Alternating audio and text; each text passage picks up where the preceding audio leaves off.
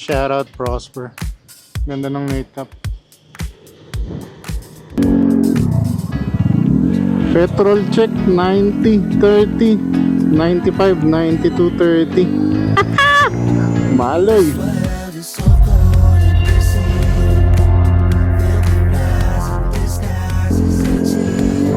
Tara, game! It's been a while. Tagal tayong walang upload, guys. Medyo busy. Halos isang buwan kaming nasa hospital kasi. Pero buti ngayon okay na. Kaya di tayo masyadong makakapag gawa ng video. Ngayon, since okay na ang lahat, salamat. Thank you, Lord. Balik tayo. Try nating dalasan yung upload natin. At nakakamiss din naman na gumawa ng mga ganitong videos, di ba? So ngayon, ano lang, errands lang. Tapos may isa tayong gagawing importante. Kasi kung naalala nyo, nabanggit ko sa mga previous video ko na brown key yung gamit natin sa Vespa natin. Kasi unfortunately nawala yung yung blue key natin, Tapos nung isang linggo napadaan tayo kay 108 Apollo Garage. Shoutout sa inyo, boys. Nagtaka sila bakit brown key gamit ko. Sabi ko na nawala yung nawala yung blue. Sakto binigyan niya. Sabi niya, ito gamitin mo na to, sa'yo na to. Luckily, nandun din si Aero, si Vespanot. Siya na rin yung yung ang tawag doon, program nung susi. Kaya ngayon, isa sa agenda natin is to duplicate yung mismong key. Duplicate na lang problema nito kasi nakaprogram na. Pero bago yun, punta muna tayo. May pipick upin nga lang ako na item dito sa Parañaque. Tapos pagkwentuhan na rin natin ano ba yung mga recent na nagawa. So di ba, ng mga nakaraan, puro mods, puro upgrade yung mga video natin. Unahin ko na sunog. Unahin ko na yung recently meron kasi tayong shop na malapit dito na nadaanan, mga GR5 bolts. Teka, maingay ito. Ayan, going back, naglagay lang tayo ng mga GR5 bolts. Nainis na kasi ako dun sa sa chrome na bakal na bolts ng gulong natin. Harap lang nilagay ko, yun lang kita. Tayo, ito yung kinuha natin, yung mga ang tawag daw dito burnt yung kulay. Mahal pala na ito, putragis na yan. Hindi pala basta-basta tong aluminum bolts.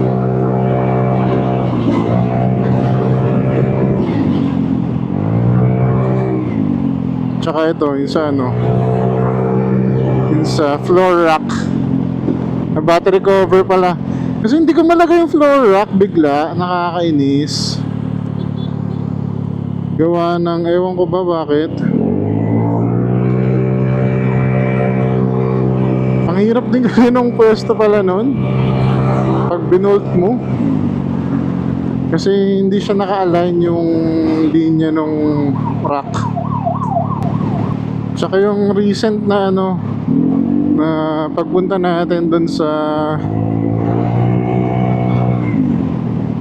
Vespa Vespa Cup 2026. Hindi ako nakabuo yata ng video, hindi ko pa nahalongkat eh. Parang wala akong mabubuo doon. Kasi nag-focus ako sa pagkuha ng litrato. Ang traffic, patay kang bata ka. Ayun nga, so hindi ako masyado nakapag-video doon. Ito lang mga clips ng mga nakilala natin. Pati nga yung mga photos, di ko pa na-edit. Very good.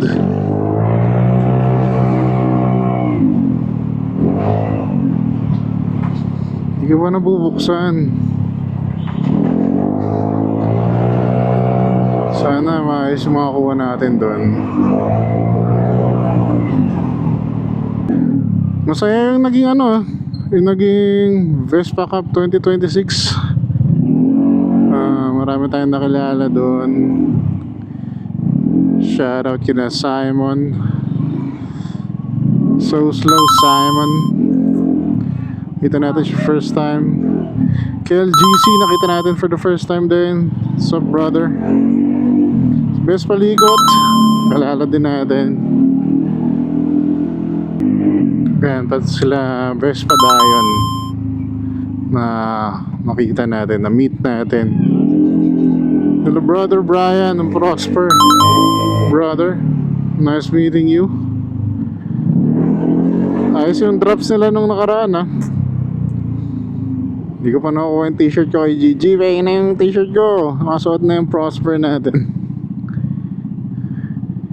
Teka, i-pick upin lang tayo dito. Ano na? Balagyan na luma. Oh, may dalawa. Ito ba yung pinakauna? Ito. Ayan, mabilis lang pick up ng ating mga pods.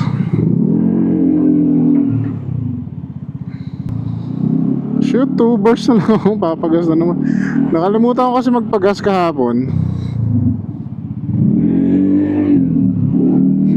Kasi late ako nakalabas. Alam niyo naman Lunes,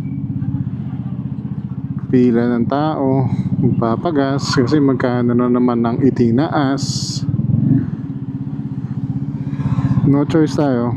Pero yung kotse naman safe naman na.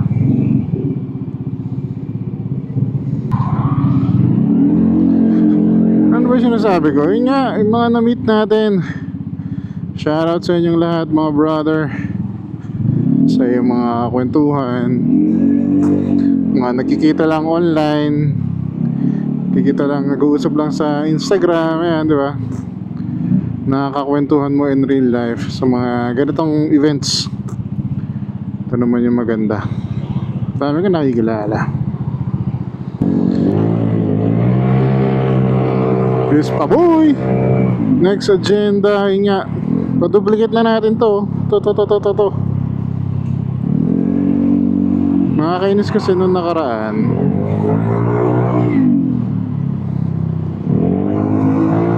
Sumubok ako magpa-duplicate dun sa isa sa SM Center. Ang bungad agad sa akin. Nako sir, hindi sigurado ako magagamit hindi na ako hindi na ako tumuloy. Pangat lang kasi ng bungad mag-aalangan ka Kaya ngayon, try natin dito sa SM Sukat. Meron daw dito sabi nila DJ no U-turn, so left turn lang tayo. May pulis ba dito? May pulis.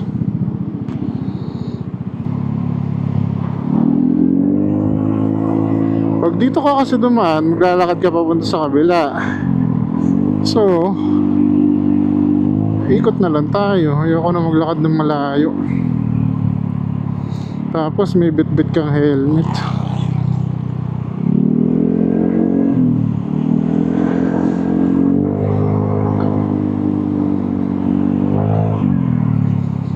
Hindi ko na kasi nasikaso to before. Nawala na sa isip ko. Pero ingat na ingat din ako na hindi mawala yung susi kasi nga mas malaking gastos yan pag nawala since yung master key or yung brown key yung gamit mo, no?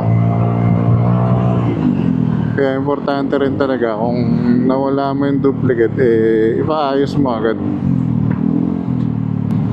Vespa boy!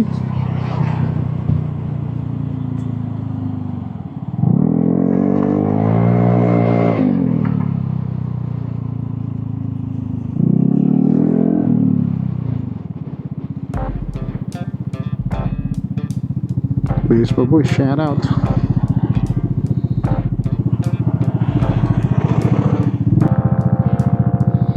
Right, balikan ko kayo. Tingnan natin kung anong magagawa natin dito sa duplicate.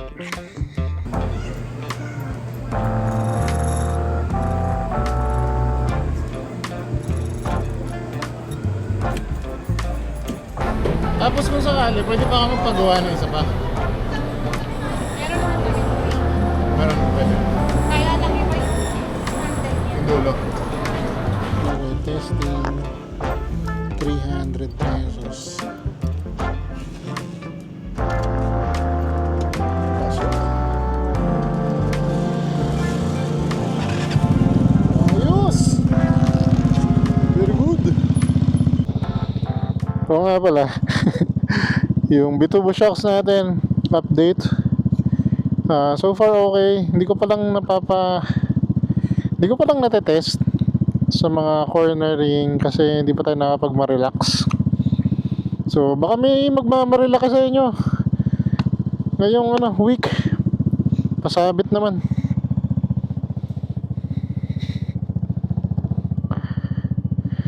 Alright, uwi na. Tapos punta tayo sa mamahaling lugar, sa gasoline station. Ay gagi, wala pala akong pera.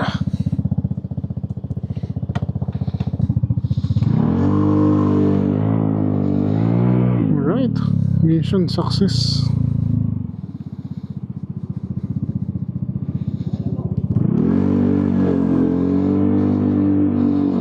Ngayon, iikot na naman tayo.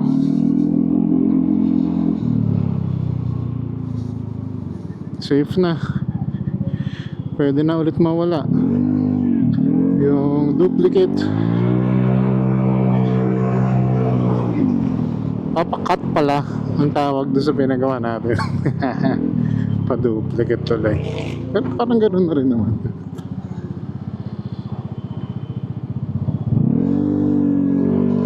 So 300 pesos dito sa second floor ng SM Sukat. Kung cut lang ha, cut pa lang yon. Pero nagpo-program daw sila.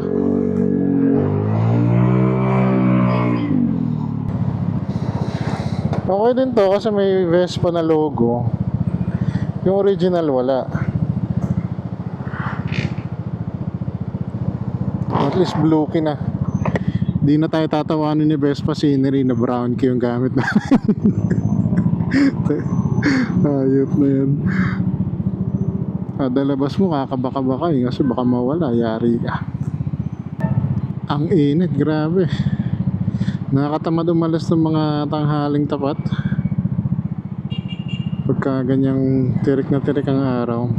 Kasi it's officially summer season daw, sabi ni Pag-asa. Kaya ingat sa mga nagmamaneho ng tanghaling tapat. Make sure to hydrate kasi di natin alam, delikado yan pag nababad ka.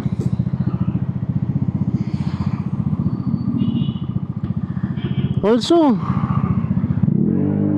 nag-release pala ang Vespa Indonesia ng bagong Vespa 180. So ano yun, 174 something cc to be exact sa papel. Tapos Euro 3 na daw siya, hindi na siya Euro 5. Siguro napangitan nga sila sa sa Euro 5 na bumagal and all. Antayin natin, abangan natin kung magla-land siya sa atin dito sa Pilipinas.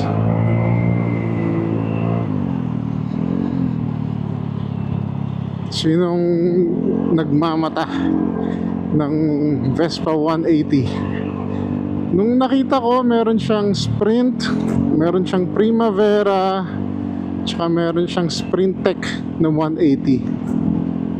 Okay din yon siguro, no? 180 stock, pero 174cc sa papel. Ikaw, sa tingin mo ba? Would you rather get a stock 180cc or mag-bore up ka na lang? Di rin natin alam kung magkano yung presyong itataas niya. Kasi definitely mas mataas yan. Current pricing parang nasa 230, 220, 230. Yung mga S variants ng 150. So ayun, ikaw na lang manghula kung magkano yung itataas niya.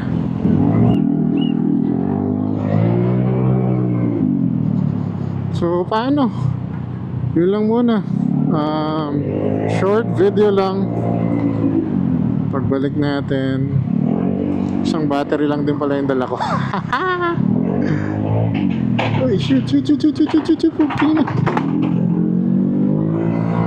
Maraming salamat sa panonood.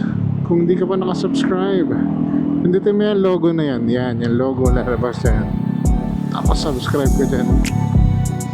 Maraming salamat. Ingat palagi. Abush!